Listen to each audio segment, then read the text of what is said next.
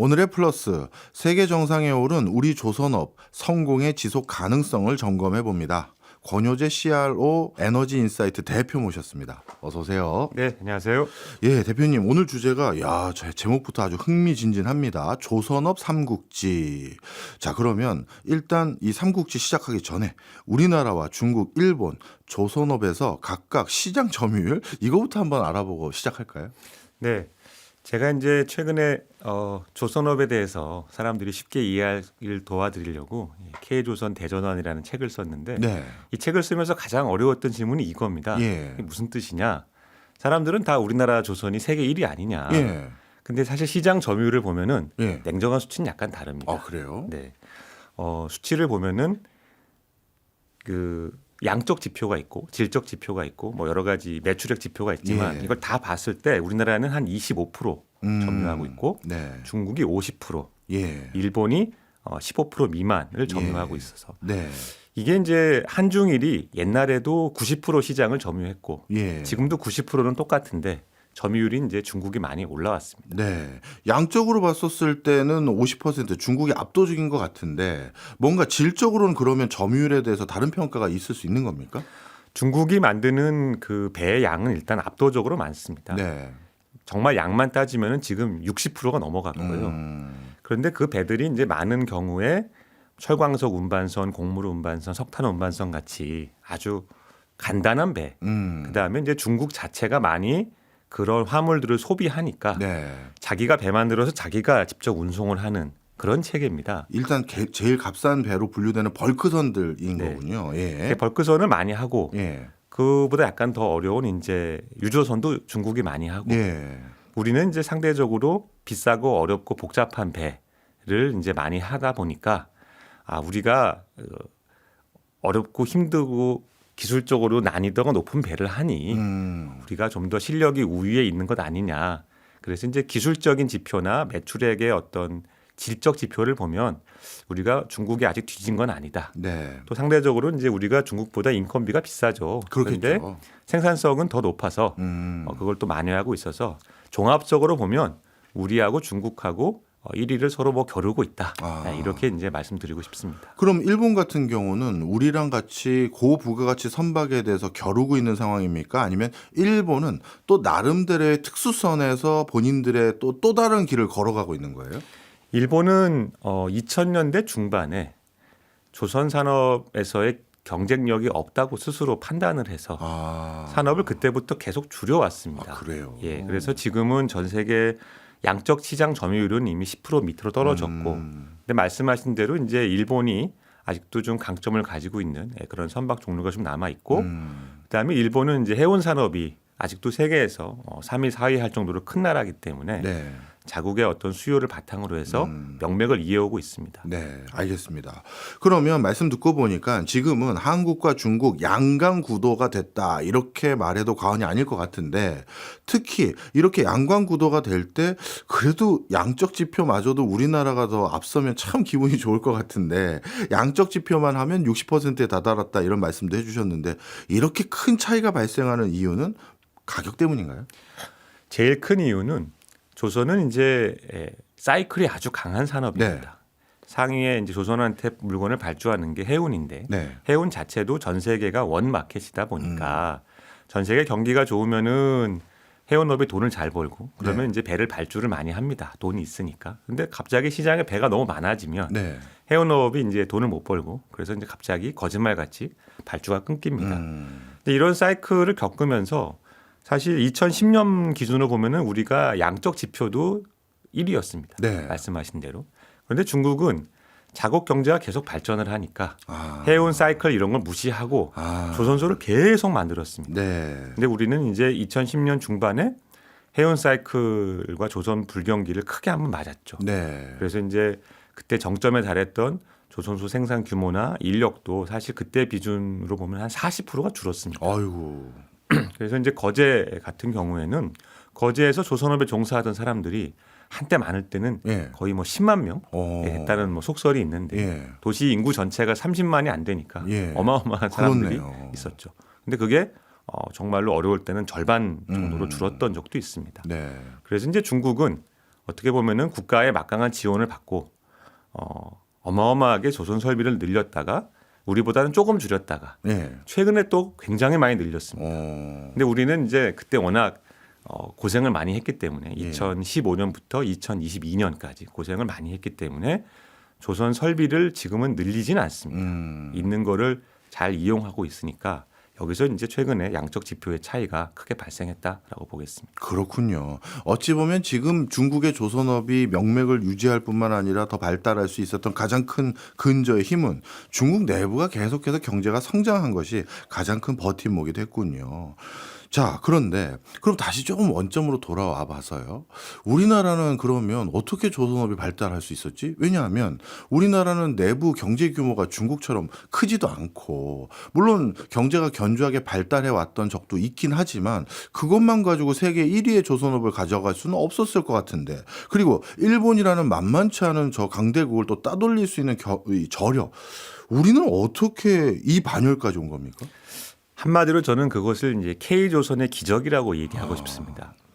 제가 이제 이 K조선 대전환이라는 책을 쓴 이유도 최근 한 1년 동안 제가 특히 이제 대학생들하고 좀 많이 교류하는 일을 따로 하고 있는데 네. 학교에서 학생들이 너무 미래에 대해 비관적인 거예요. 예. 우리는 뭐 이제 끝났다. 음. 우리의 미래는 너무 어둡다. 한국을 탈출하고 싶다.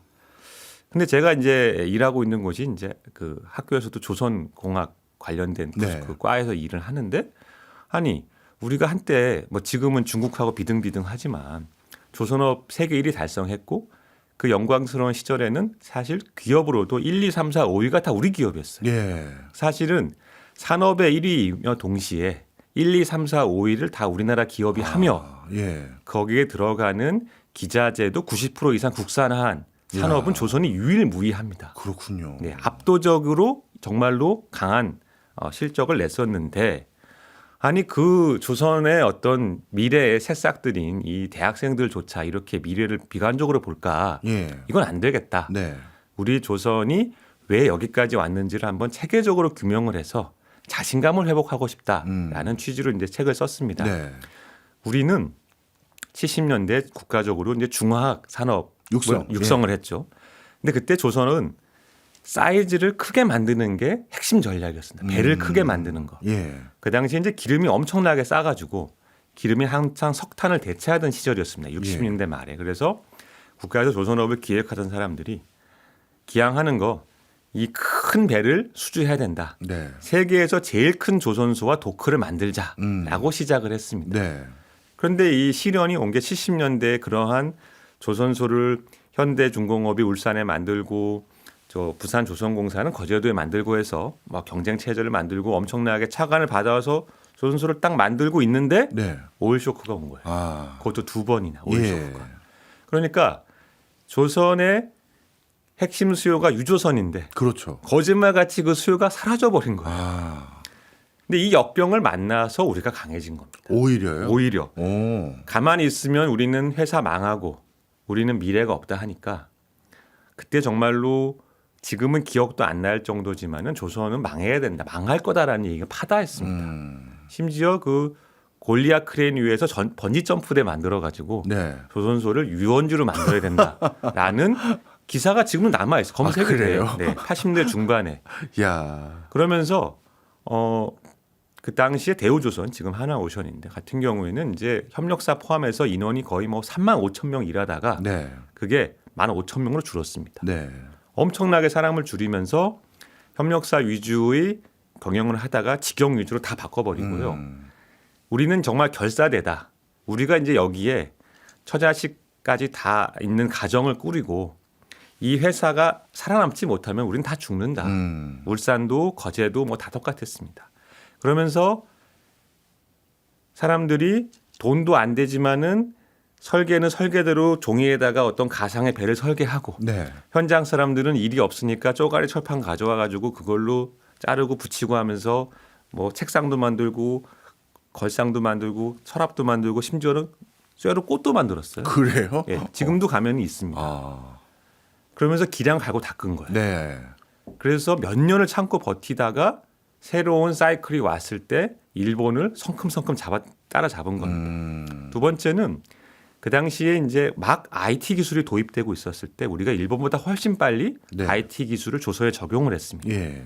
그러면서 기존에 이제 엄청나게 돈을 투자한 그 거대한 설비에 네. 최대한 이걸 배를 많이 수주해야 되니까 네. 일본은 이제 배를 나름 가려서 수주를 했는데 네. 1위니까 네. 우리는 뭐 닥치는 대로 수주를 했습니다. 네. 그러면서 거대한 조선소에서 다양한 종류의 선박을 대량 생산해야 된다. 예. 다품종 대량 생산 시스템을 우리는 만들었습니다. 그러면서 다양한 배를 동시에 여러 개를 건조하면서도 낮에는 그렇게 열심히 배를 만들고 예. 밤에는 또 사람들이 퇴근도 안 하고 앉아가지고 네. 무엇을 개선할까 아. 하면서 설계는 설계대로 현장은 현장대로 매일매일 스터디를 하고 개선을 했습니다. 예. 그런 노력이 10년, 15년, 20년 쌓여가지고 일본을 따라잡은 것이 2000년대 중반입니다. 그러면서 이제 거기까지 오니까 우리는 조선이 IT와 접목이 돼가지고 네. 엄청나게 생산성이 높아졌고 다양한 배를 한 경험이 축적됐고 네. 일본은 이제 앵고로 힘들어하다가 네. 한국하고 경쟁을 포기하겠다 네. 하면서 이제 내려간 그 크로스가 2000년대 중반에 발생을 해서 네. 그때가 우리나라 조선의 가장 어떻게 보면은 호황기. 호황이자 전성기. 전성기였습니다. 아, 그렇군요. 야, 말씀을 듣다 보니까 가슴이 뿌듯해집니다.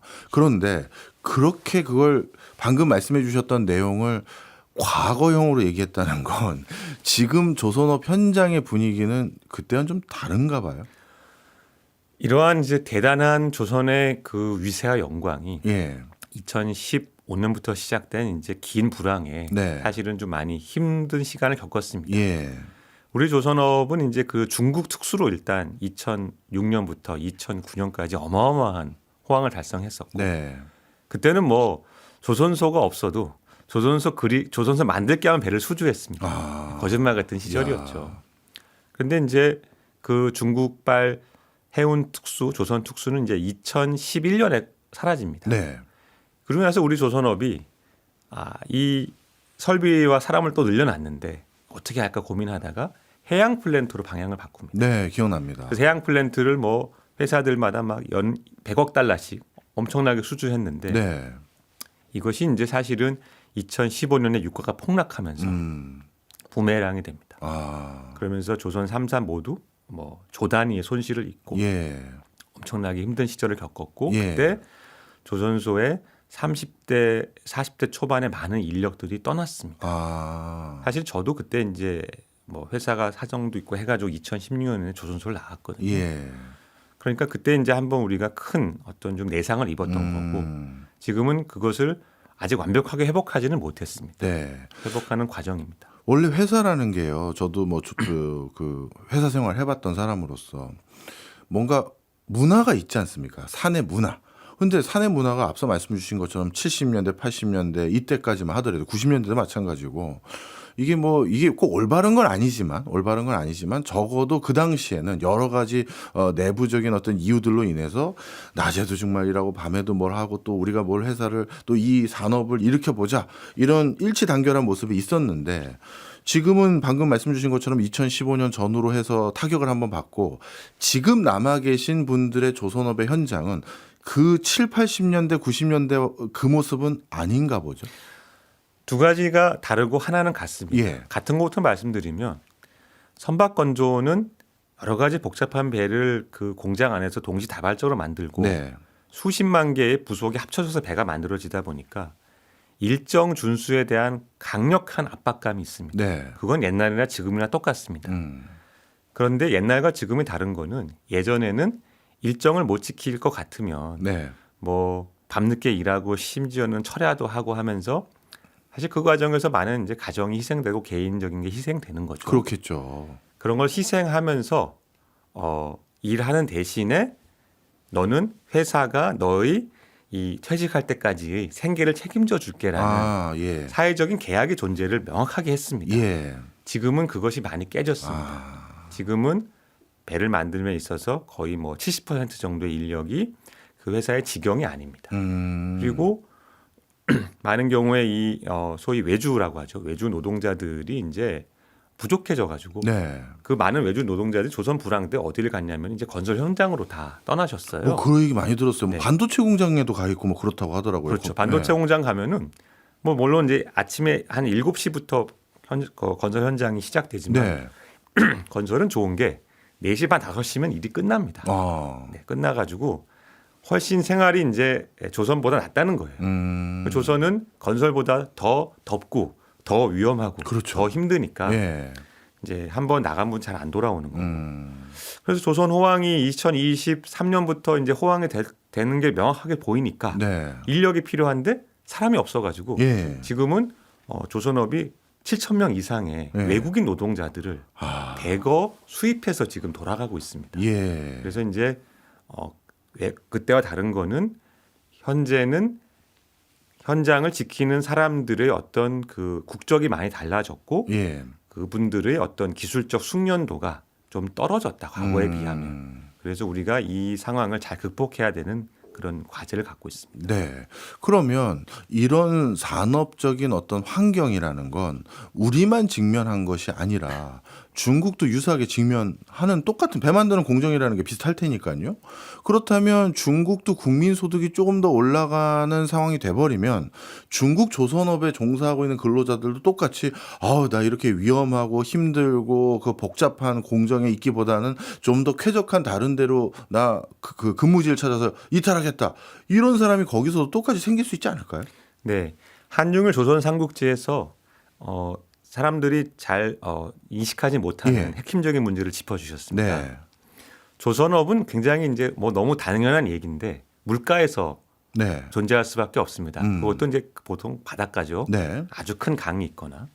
근데 중국은 이제 거대한 나라고 사실 그 안에 보면은 이 미리 빨리부터 발전한 연안 지역과 좀 내륙 지역과 저 서쪽 지역은 네. 극단적으로 경제적인 차이가 많이 납니다. 그렇죠. 그래서 이제 우스갯얘기로 연안 지역은 21세기, 네. 내륙은 20세기, 예. 저 안쪽은 15세기다. 이런 말도 제가 들었는데 예. 우스갯얘기로. 지금 중국에 잘 나가는 조선소들은 다 어디 있느냐? 연안에 있습니다. 예. 그 연안 지역은 소득 수준이 이미 굉장히 그렇죠. 높아졌습니다. 근데 중국과 우리의 하나의 차이는 중국은 아직도 서부 내륙이나 내륙 지역에 좀 인건비가 저렴한 인력들이 아직은 남아 있어서 그 인력들이 중국도 엄청나게 그 조선이 호황일 때 오르르 왔다가 네. 또 불황일 때 우르르 나갔다가 네. 지금 중국은 내수 경계가 굉장히 좋지 않기 그렇죠. 때문에 네. 그 인력이 다시 돌아왔습니다. 그래서 이제 우리보다는 인력 사정이 조금 더 낮고 네. 중국은 이제 외국인 노동자를 쓰기가 굉장히 어려운 나라입니다. 뭐 사회 통제나 여러 가지 이슈 때문에. 네. 근데 중국도 알고 있습니다. 이건 오래 못 간다.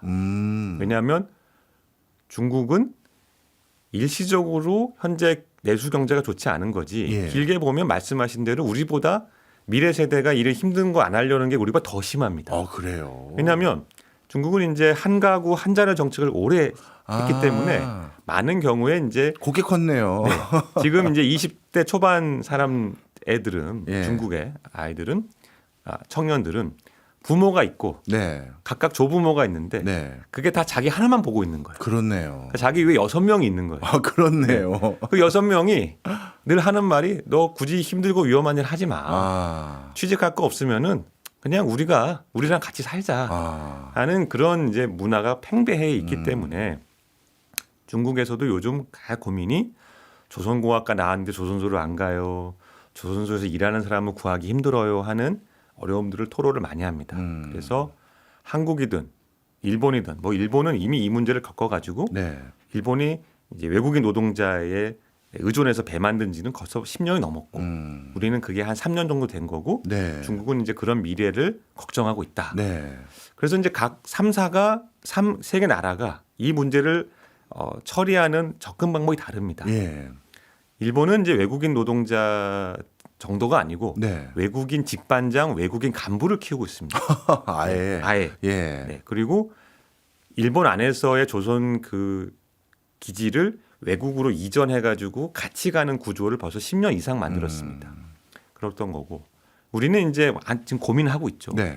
외국인 노동자들이 많이 왔는데 사실 이제 비자가 한시적입니다. 네. 5년 정도 한시적인 비자인데 이거를 가족도 불러오게 해가지고 정착을 시켜야 되는 건지 이들을 이제 적당히 이들이 어느 정도 되면은 돌려보내야 되는 건지 고민하고 있는 거고 중국은 자동화에 올인하고 있습니다. 자동화에.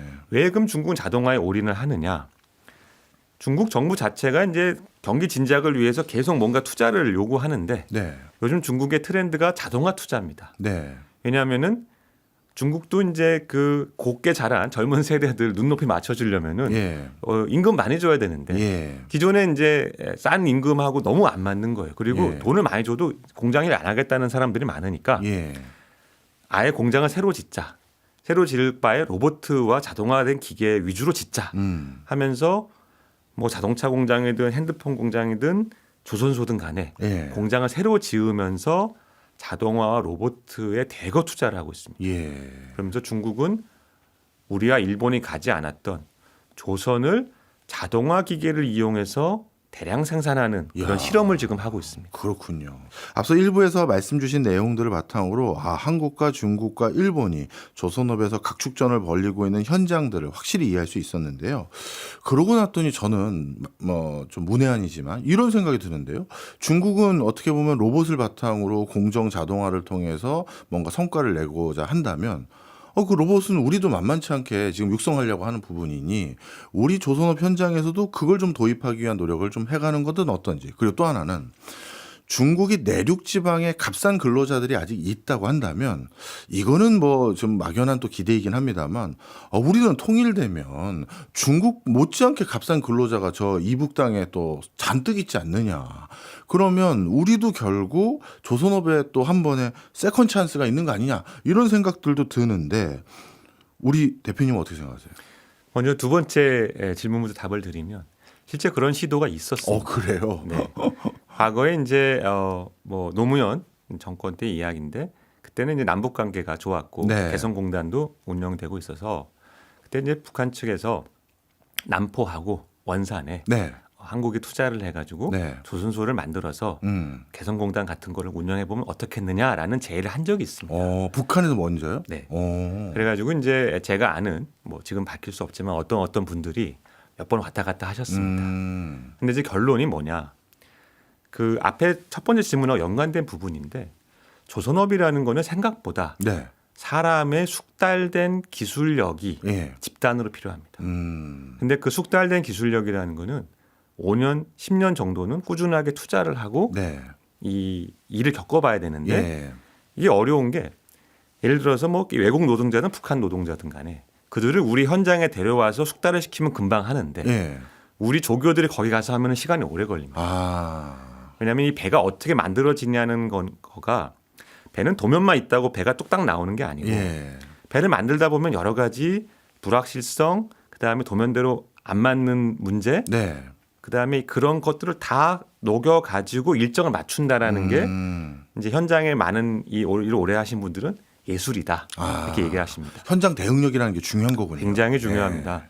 그래서 이제 그 북한 노동자를 대거 국내에 데려올 수는 없으니까 이제 좀 계산을 해보다가 이제 어렵다 해서 안 됐었고 만약에 이제 통일이 되거나 남북관계 개선되면은 또 노력을 해보겠죠. 중국이 이제 대거 로봇을 도입하고 자동화 기계를 도입하는 데 있어서 우리 조선업계는 사실 20년 전부터 해왔던 고민입니다. 네. 그런데 우리가 여러 가지 시도를 하면서 얻었던 결론 중에 하나는 조선소가 만약에 그 조선소가 똑같은 배를 네. 계속 만든다. 네. 같은 종류의 배를. 그러면 이제 로봇과 자동화가 의미가 있고 네. 효과를 내기가 쉬운데 배를 여러 가지 섞어서 만든다라고 하면은 오히려 부작용이 날 가능성이 높다라고 봅니다. 그렇겠네요. 선주가 요구하는 사항들이 다 다르면 다 다릅니다. 그럼 배를 만드는 것도 다 다른 건데 표준화가 안 되겠네요. 네. 그러니까 우리가 이제 그 도달했던 어떤 새로운 조선 생산 시스템은 다품종 대량 생산인데 다품종 대량 생산이라는 것은 사람이 엄청나게 노력을 해서 중간중간에 빈 걸 메꿔주고 뜯어진 거를 이렇게 붙여주면서 끌고 가는 시스템입니다. 그래서 사람의 개별적인 기술력과 조직적인 관리력이 중요한데 자동화 로봇을 하게 되면은 이게 굉장히 어렵습니다. 대표적인 사례가 테슬라에서 테슬라. 네. 이제 테슬라에 봐야 모델이 몇 개 없잖아요. 예. S3, 뭐 Y 정도 이런 거였는데 이제 일론 머스크가 처음에 아유 사람이 뭐 많이 필요하냐. 내가 자동화된 로봇을 쫙 깔아가지고 모델 3를 그냥 엄청 싸게 뽑아낼게 하다가 네. 차가 안 나오는 거예요. 1년을 고생해서. 예. 그리고 머스크가 가서 막 바닥에 잠자고 하면서 라인을 싹 다 뜯어 고치면서 네. 사람과 기계를 조화롭게 재배치를 했습니다. 차 한 종류 두 종류 만드는 것도 그렇게 간단하지가 않은데 배는 모든 배가 다 다릅니다. 왜냐하면 주문주가 다르고 주문주마다 요구하는 사양이 다르고 만들다가도 바꿔요. 네. 바꿔달라. 내가 돈 줄게. 근데 그거를 이제 안 돼요. 싫어요. 우리는 배가 사양이 정해져 있고 네. 요거 대로만 해야 됩니다라는 게 이제 표준선 전략인데 그게 원래 일본의 전략이었습니다. 일본이 조선은 엄청나게 세계 1위 네. 일본이 잘 나갈 때는 전 세계 60%를 예. 이상을 지배했는데 이제 엔고를 맞고 조선 불황이 오니까 엔고 상황에서 일본이 그때 한때 세계 소득이 미국보다 더 높았거든요. 예, 개인 소득이. 조선업이 잘 되기가 어렵죠. 음. 그래서 일본 조선소들이 전략을 세운 게 우리가 이거 다 대응 못한다. 주문주들이 요구 다 대응 못하니까 배를 딱 정해가지고 요 배 사양대로만 주문을 받자라고 한 게 80대 중반입니다. 네. 그러니까 이제 일본 배들은 다 똑같아요. 그리고 한 5년에서 10년마다 배를 바꿉니다. 네. 자동차처럼 모델 체인지하는 거고 우리는 어떻게 했느냐 그때 우리는 무엇이든 원하는 대로 다 만들어 드리겠습니다. 아, 고객 지향이네요. 고객 지향입니다. 예. 심지어 같은 선주가 같은 배를 열척 만들어도 그 네. 열척이 다 다릅니다. 오. 뒤로 갈수록 더 좋게 만드는 거예요. 예. 조금 고치고 조금 고치고 조금 고치고 해서 맨 마지막 배는 처음 배보다 좀 달라졌는데 선원들이 했을 때 훨씬 좋은 거예요. 배가. 우리는 이렇게 해왔기 때문에 어떻게 보면 지금도 경쟁력을 유지하고 있습니다. 예. 한국조선소 배가 조금 더 비싸도 우리가 원하는 입맛대로 다 맞춰주네. 이렇게 복잡하게 요구사항을 내도 납기를 지켜주는구나 예. 해서 우리한테 이제 조금 더 비싸도 오는 선주들이 있습니다. 예. 충성 고객이 있는 거고 중국은 섞여 있어요. 중국 안에서 그렇게 우리 같은 전략을 하는 조선소도 있고 네. 그건 주로 국영조선소고 뭐 손해가 나도 그렇게 신경 안 쓰는 조선소입니다. 네. 근데 중국의 민간 조선소들은 그렇게 안 하고 일본 전략을 따라합니다. 네. 표준선 만들어 가지고 똑같이 배를 찍어내겠다 하면서 로봇을 동원해 가지고 더 높은 생산성을 달성하겠다. 그런데 이제 우리 조선 전문가들은 좀 우려하는 거죠. 네. 저렇게 했다가 저 선종이 인기가 없으면 예. 어떻게 될까 저 조선소는. 그러니까 어떻게 보면 실험인데 중국에 저는 이제 이 실험을 주시해야 한다고 봅니다. 중국의 이 실험이 성공을 하면은 사실 우리가 일본을 넘어섰던 것처럼 우리한테 큰 충격이 될 수 있습니다. 예. 왜냐하면 일본이 나중에 이걸 깨달았어요. 한국의 다품종 대량 생산 시스템이 위력적이고 네. 자기들이 그걸 그렇게 하기 힘들었던 부분을 IT로 다 커버를 하는구나. 네. 우리도 해야지 했는데 안 되는 거예요.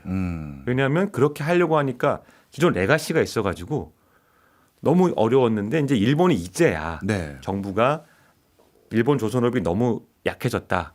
일본 정부가 앞으로 한국 돈으로 20조를 투자할 테니까 네. 조선업을 한국과 같은 그런 첨단 제조업 조선소를 만들자라고 이제 다시 들어왔습니다. 네.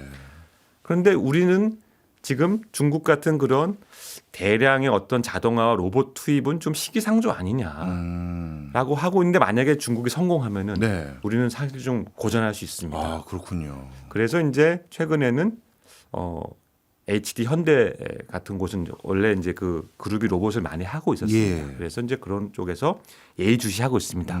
우리도 준비하고 있다가 로봇이 만약에 정말로 될 것 같으면은 한번 로봇을 대거 쓰는 것도 해보자 네. 해서 우리는 좀 준비하고 있다 이렇게 보고 있습니다. 그렇군요.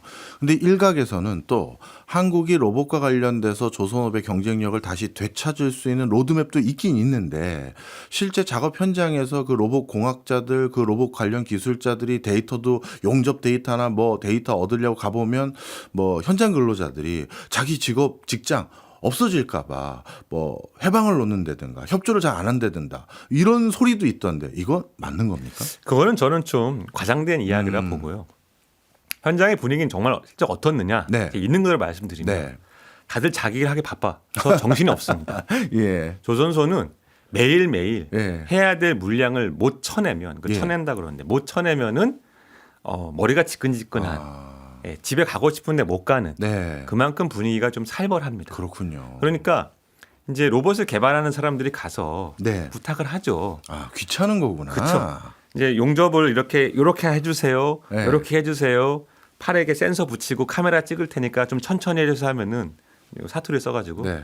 봐봐 저렇게 했는데 지금 뭐 하고 있는 거고 나 시간 없다 이러면서 아, 이해가 됩니다. 네. 이제 그런 분위기인 거지. 예. 이제 자기 일이 여유가 있으면은 네. 친절하게 도와주세요. 네, 네. 그래서 이제 최근에는 말씀하신 부분에 데이터 축적이 많이 되고 있고 발전하고 있는데 이제 조선 현장의 어려움은 뭐냐면은 조선소 배 밖은 이게 매끈하지만 네. 배 안에 가면은 뭐 구조가 굉장히 복잡합니다. 그렇겠죠. 사람도 어떻게 뭐 기어 다니고 뭐 이렇게 막 피하면서 다녀야 되거든요. 네. 로봇을 집어넣는 게 어려워요. 그렇네요. 네. 아. 얻는 게 어렵고 두 번째는 용접을 이렇게 하게 되면 거기서 강력한 전자기파가 발생합니다. 예. 그게 로봇한테 강력한 어떤 노이즈로 작용을 해서 예.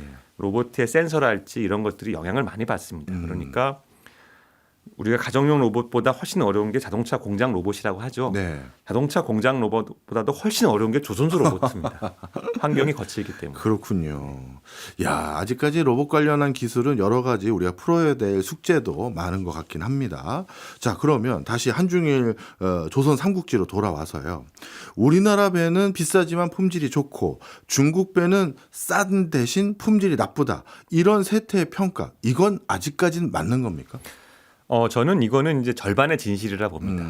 물론 중국의 조선소가 이제 수십 군데고 굉장히 말도 안 되게 싼 가격을 내는 대신에 품질 나쁜 조선소도 분명히 있습니다. 네. 그런데 반대로 가격이 우리랑 비슷한데 품질도 비슷한 조선소도 있습니다. 예. 중국은 이제 되게 다양한 조선소들이 다양하게 영업을 하는 건데 우리는 이제 싼 배는 없어요, 사실은. 우리는 이제 중국보다 기본적으로 물가가 높고 인건비가 비싸고 하니까 우리는 중국같이 그렇게 싼 배를 만들 수는 없는 거고 그래서 우리는 좀 비싸지만은 품질이 좋고 신뢰가 높은 믿을 수 있는 배를 만들자라는 거고 중국 조선소는 우리랑 좀 수준 높은 조선소는 비슷하고 품질도 비슷하고 가격은 뭐 약간 쌉니다. 근데 이제 좀 어떻게 보면 덤핑 전략을 한 조선소도 있다. 이렇게 보시면 되겠습니다. 네. 그러면 중국은 그 가격 싼 부분 중에 일부라도 중국 정부가 조선업을 육성하기 위해서 감내해 주는 부분이 있어서 싼 것도 있나요? 그렇습니다. 어. 이제 조선소에서 배를 만들 때 그 원가에는 여러 가지가 녹아 예. 있습니다. 재료비가 있고 인건비가 있고 그다음에 내가 조선소를 만들기 위해 투자했던 그 비용을 회수하기 위한 경비 같은 게 녹아 있는데 조선은 생각보다 인건비 비중이 높지 않습니다. 네. 배 원가에서 재료비가 보통 한 60에 70%고요. 네. 인건비는 한 20, 30%, 나머지 경비 이렇게 구성이 돼 있으니까 재료비가 얼마나 싸냐 이게 중요합니다. 예. 근데 많은 경우에 중국에서 그 재료를 만드는 회사들이 국영 회사입니다. 예. 철판을 만드는 제철소, 엔진 회사, 기자재 회사가 국영 회사인데 네. 이 국영 회사들이 때로는 중국 내부 조선소들에게 물건을 줄 때 원가 이하로 줍니다. 네. 그래서 그게 이제 어떻게 보면 숨어 있는 보조금이 있는 거고 두 번째는 세금 관련된 부분에 많은 혜택을 줍니다. 네.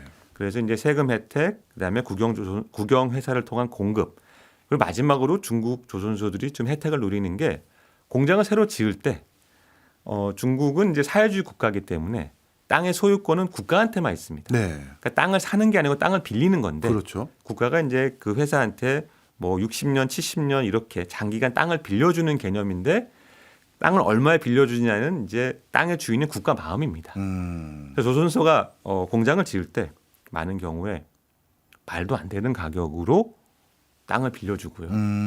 그다음에 심지어 공장까지 다 지어서 빌려줍니다. 네. 그러면서 5년 동안은 임차료 내지 마. 그럼 명백한 어떻게 보면은 특혜죠. 그렇네요. 네, 네. 우리는 조선소에 공장 하나 지으려면 야, 복잡하겠네요. 복잡하고 땅값 내고 그렇죠. 건물 내고 그거를 중국은 다 정부가 무상으로 해주고 예. 뭐 5년 10년에 갚아라 이런 식이고 또 금융 지원이 막강합니다. 네. 이제 조선 불황이 오면은 선주들의 고민이 뭐냐면 자기가 은행에서 돈을 빌려야 되는데 해운이 불황이니까 돈을 잘 안 빌려줍니다. 네. 그러면 이제 선주들 입장에서는 돈을 빌려주는 방법을 제시한 조선소로 가는데 네. 중국이 이제 어떤 전략을 썼냐면은 정부가 조선소한테 돈을 대줘가지고 배를 빌려주는 회사를 만든 겁니다. 네. 그래서 이제 유럽 선주가 오면은 당신은 그냥 형식적으로 1유로만 내세요. 1달러만 내세요. 우리가 나머지 돈을 다 맞춰줄게요. 이야. 심지어 그냥 우리 배를 만들어서 내 배를 빌려줄게요. 까지 했습니다. 예. 이제 그런 어떤 여러 가지 혜택에 힘입어서 중국 조선업이 양적으로 1위를 달성했다라고 볼 수 있는 거고 그건 어떻게 보면은 그게 영원히 지속될 수는 없는 겁니다. 그렇겠죠. 그래서 우리가 중국의 조선업이 밀렸다라고 절망할 필요도 없고요. 이게 아까 말씀하신 대로 이 레이스는 길기 때문에 또 반드시 품질이 좋고 그 어떤 믿을 수 있는 조선 배를 원하는 선주도 분명히 있기 네. 때문에 이 레이스는 어떻게 보면 이제 시작이다 이렇게 말씀드리겠습니다. 알겠습니다. 한중일이 이렇게 조선업의 패권을 두고 겨누는 과정에서 갑자기 미국이 우리도 이제 다시 조선업을 해야겠어라고 생각을 먹은 것 같아요. 마스가라고 불리우면서. 그런데 미국에서 자체적으로 조선업을 키우겠다는 이 움직임에 한국과 일본이 약간 도움도 줘야 되고 또 우리 배를 또 팔아야 되는 입장도 있다 보니까 뭔가 거기에 이제 손바닥을 마주치고 있는 형국인 것 같은데 우리와 일본이 입장이 좀 다른 것 같습니다. 어떤 차이가 있나요? 우리 조선업계는 이 마스가라 불리는 한미 조선 협력에 대해서 매우 적극적인 회사도 있고 네. 신중한 회사도 있습니다. 적극적인 회사는 벌써 미국에 가가지고 조선소를 샀죠. 네. 사서 여러 가지 이제 뉴스도 많이 탔고 트럼프 대통령이 직접 그 회사 이름 언급하면서 여기를 중심으로 미국 조선업을 뭐 재건한다라는 말까지 나올 정도로 아주 적극적인 회사가 네. 있는데 일본은 그런 회사가 눈에 띄질 않습니다. 왜 그런 차이가 발생을 하느냐? 사실은 이제 미국 조선업 부흥의 어떤 핵심은 군함입니다. 그런데 우리는 사실 미국 군함을 건조하거나 하는 경험은 없고 네. 수리만 아주 최근에 이제 몇 척을 한 경험이 있습니다. 예. 그러니까 우리가 미국 군함에 대한 경험은 제한적인데 일본은 미국 군함에 대한 경험이 아주 많습니다. 왜 그러느냐? 미국의 제7함대의 기지는 일본에 있습니다. 아, 그렇군요. 네, 일본에 있으니까 그 요코스카 기지라고 하는데 그 기지에 미국 7함대가 주둔한 지가 벌써 뭐 70년 됐죠. 네. 70년 넘었으니까 일본 조선업계는 여러 가지 방법으로 미국 군함을 잘 알고 있고 예. 난 미국 군함에 관련된 여러 가지 이런 제안과 협력과 과정들을 수십 년 동안 지켜보면서 얻은 결론이 네. 이거는 배를 단순히 만드는 게 중요한 게 아니고 복잡한 어떤 엔지니어링 그다음에 관리 이런 것들을 다 해야 되는데 일본은 현재 그런 인력이 엄청나게 부족합니다. 네. 그래서 우리는 현재 남은 얼마 남지 않은 조선 엔지니어링 인력 가지고 조선소 운영하기 바쁘니까 미국까지 가서 그거 하기에는 그렇네요. 버겁다라는 거고 우리는 해볼만하다라는 예. 차이가 있습니다. 근데 우리는 해볼 만하다고 판단을 한 회사도 있고 네. 그렇지 않은 회사도 있을 텐데 우리 그렇지 않은 회사라고 생각되는 쪽은 왜 아직 주저하고 있을까요? 네, 그런 경우에는 일단 그 조선소가 군함을 만들어 본 경험이 없는 군함을 안 하는 회사가 있는 거고 네. 두 번째는 적극적으로 하는 회사는 배만 보고 그렇게 하는 게 아닙니다. 네. 그 회사는 현재 방위 산업 자체가 그 그룹의 중요한 축이니까 네. 어떻게 보면은 미국에 가가지고 미국 정부한테 미사일도 팔고 미국 정부한테 뭐 포탄도 팔고 이 포탄을 팔고 있습니다. 네. 이미 그렇게 사업을 확장할 수도 있는 거고 두 번째는 이 군함 비즈니스는 상선 비즈니스에 좋은 어떤 보완책이 됩니다. 네. 상선 비즈니스 아까 말씀드린 대로 호황 불황 사이클이 있는 거고 보통 3년은 호황, 뭐 7년은 불황 이렇게들 얘기하는데 군함은 사실 그런 불황이 잘 없습니다. 한번 주문을 받으면은 주문 받고 배 나오는데 시간이 오래 걸리거든요. 네. 근데 그게 어떻게 조선소 입장은 또 좋을 수도 있습니다. 그래서 이게 보완이 될 수 있으니까 그런 의미에서 길게 보고 네. 이 군함 시장에서 가장 큰 건 미국 시장, 미국 단일 시장이 나머지 시장만큼 큽니다. 예. 나머지 모든 국가의 시장만큼. 예. 그러니까 군함 시장에서 가장 중요하고 핵심 시장을 전공법으로 들어가자라고 판단한 걸로 저는 생각합니다. 그렇군요. 혹여나요. 그 과정에서 우리의 알토란 같은 기술과 노하우가 미국에 다 뺏겨지는 건 아닙니까? 아까 이제 말씀드린 북한 조선소 짓는 거하고 예. 미국 조선소 짓는 거하고 예. 저는 난이도를 비교하면 비슷하다고 생각합니다. 그래요. 네. 아. 무슨 말이냐면 조선은 도면을 갖다 주고 뭐 기계를 깔아가지고 물건이 나오는 산업이 아니기 때문에 네. 우리가 이제 도면하고 관련된 어떤 기자재나 뭐 그 어떤 거 설치한다고 해도 결국 미국 노동자들이 한국에 아까 말씀드린 대로 너무 바빠가지고 로봇 와도 도와주지도 도와주지도 못하는데. 못할 만큼의 강력한 어떤 조직력을 유지하면서 돌아가고 있는 건데 네. 미국에서 이런 조직력을 발휘할 수 있느냐가 굉장히 중요한 관건입니다. 그렇네요. 그러니까 이 노하우는 어떻게 보면 암묵지고 예. 말로 설명하고 싶어도 쉽지가 않습니다. 네. 예를 들어서 뭐 하면 된다 정신인데 이걸 영어로 표현하기도 어렵고 K조선 스피릿이라고 이제 얘기할 수 있겠는데 이런 예. 것들은 그러니까 이제 전수가 쉽지 않다 보니까 역설적으로 노하우 유출이라는 걱정보다는 우리가 많은 노력을 해서 이제 전자 공장도 반도체 공장도 미국에 지어서 운영이 되고 있고 자동차 공장도 운영되고 있는데 뭐 제가 이제 들은 바에 의하면은 삼성전자나 현대차가 엄청나게 고생을 많이 했다고 네. 들었습니다. 그러니까 미국 문화 맞추기 위해서 조선도 이제 그러한 과정을 겪어야 될 것 같고 난이도는 더 높을 것 같은데 예. 그 과정에서 저는 우리의 노하우가 나가는 게 아니고 네. 새로운 노하우가 생길 거다. 아. 미국 조선업에 맞는 네. 새로운 노하우가 생겨야 되는데 네. 그 과정은 쉽지는 않겠지만 한번 만들어지면 뭐 남이 그것을 카피할 수도 없고 아, 그런 거군요. 뺏을 수도 없는 거니까 네. 굉장히 중요한 우리 자산이 될 거다. 아. 그래서 K조선 성공 신화를 만들었던 선배들의 어떤 그 저력을 믿고 예. 지금의 조선을 운영하는 특히 30, 40대 젊은 세대들이 예. 미국에 가서 한번 해볼 만하다. 음. 근데 물론 이제 너무 이 낙관론은 저는 위험하다고 보는데 네.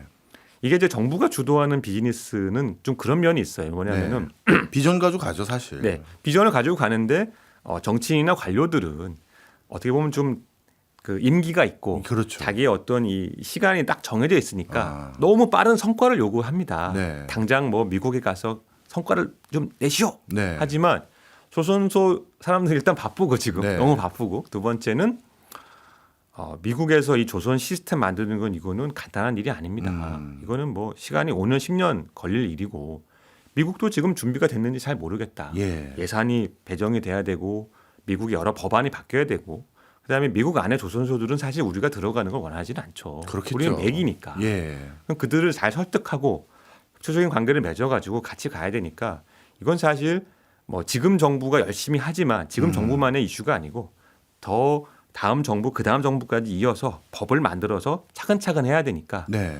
긴 호흡을 가지고 착실하게 진행했으면 좋겠습니다. 네. 이거는 뭐 이 관련된 질문일 수도 있지만 뭐 제 아이디어인데요. 미국은 나름대로 미국 대통령도 임기가 있다 보니 왜 빨리 안 하냐. 니네 이렇게 약속한 거 이행 안 하면 우리 다시 관세 원래대로 돌려. 뭐 이런 소리도 해가고 있는 상황이고요. 그런데 이럴 때 진짜 현장의 목소리는 이게 단기간에 그렇게 쉽게 되는 게 아니다. 이런 걸 그 윗사람들이 이해 못할 거거든요. 그러면 차라리 이참에 우리 교섭력도 높이고 조선업이라는 게 한국이 반영구적으로 주도권을 가져가기 위해서 그냥 역발상입니다. 점점 유명무실해지고 있는 일본의 조선업체까지 우리가 적지 않은 부분을 인수해버리면 미국이 중국에다 발주할 수는 없잖아요. 그럼 결국은 미우나 고우나 한국 조선업이 독점 시장이 되는 거다고 봐도 과언이 아닌데 그런 접근은 쉽지 않은 겁니까? 사실 그런 이제 원대한 전략을 구상했던 분들도 있습니다. 아. 그런데 일본은 이미 일본이라는 나라가 섬나라니까 네. 사실은 생명선이 다 배로 오는 물자에 의존을 합니다. 그래서 일본은 자기 나라의 조선소를 외국에 팔지 않습니다. 아, 그렇군요. 그리고 심지어 일본 사람들이 우리나라를 걱정하면서 하는 말이 있어요. 네. 한국은 한국이 자랑하는 핵심 산업에 주주 구성이 외국인이 너무 많다. 뭐 금융권은 절반 이상 외국 주주고 그렇죠. 삼성전자나 현대차 주주의 상당 부분이 외국인인데 그렇죠. 주주 구성으로 보면 외국 네. 회사죠. 그래서 그런 말을 해요. 이게 한국 회사 맞냐? 예. 외국 회사 아니냐?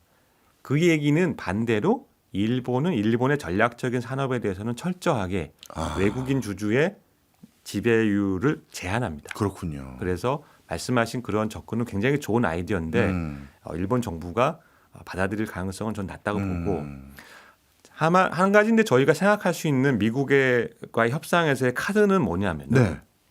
근데 미국 대통령도 그렇고 오늘 이제 아침 뉴스를 보니까 미국의 이제 베센트 장관이 예. 법안 안 만들어서 불만이다라는 얘기를 또 했더라고요. 예. 우리도 할 말이 있어요.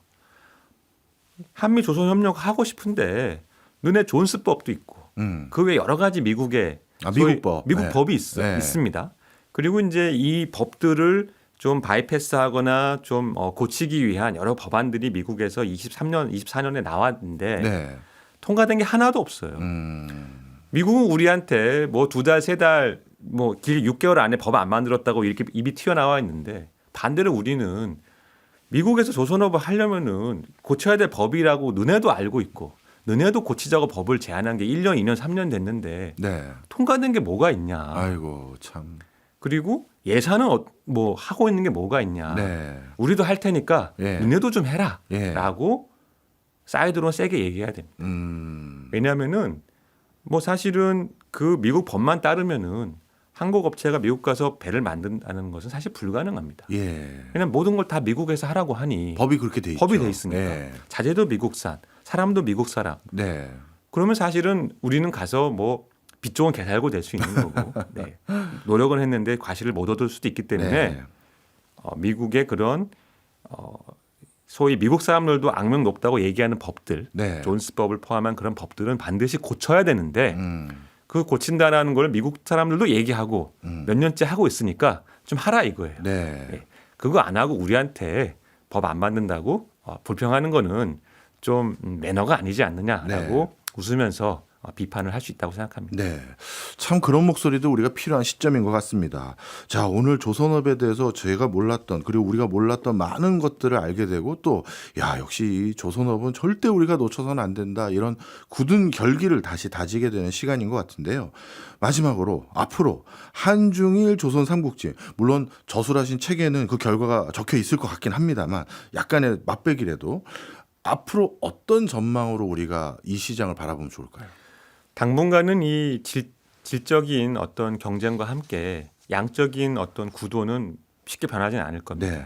중국이 양적으로 압도적인 상황은 유지가 될 건데 차세대 선점 경쟁을 치열하게 벌어지면서 거기서 이제 저는 황방이 갈릴 거라 봅니다. 왜냐하면 이제 기후 위기 때문에 배도 기존에는 이제 기름을 떼는 배인데 기름을 떼지 마라. 기름을 안 떼고 다른 거 쓰는 배로 바꾸라는 요구가 이제 이미 공식화돼 있습니다. 네. 그래서 이제 여러 가지 기술 개발되고 배를 이제 만들고 있는 과정인데 그 분야를 앞서서 선점을 하는 나라가 시장을 장악할 것이고요. 두 번째는 아까 말씀드린 대로 사람에 많이 의존하는 이 다품종 대량 생산 시스템에서 사람이 귀해지고 인건비가 비싸지고 이 작업 강도가 높은 네. 현재 우리의 문제를 어떻게 우리가 잘 보완하느냐에 따라서 예.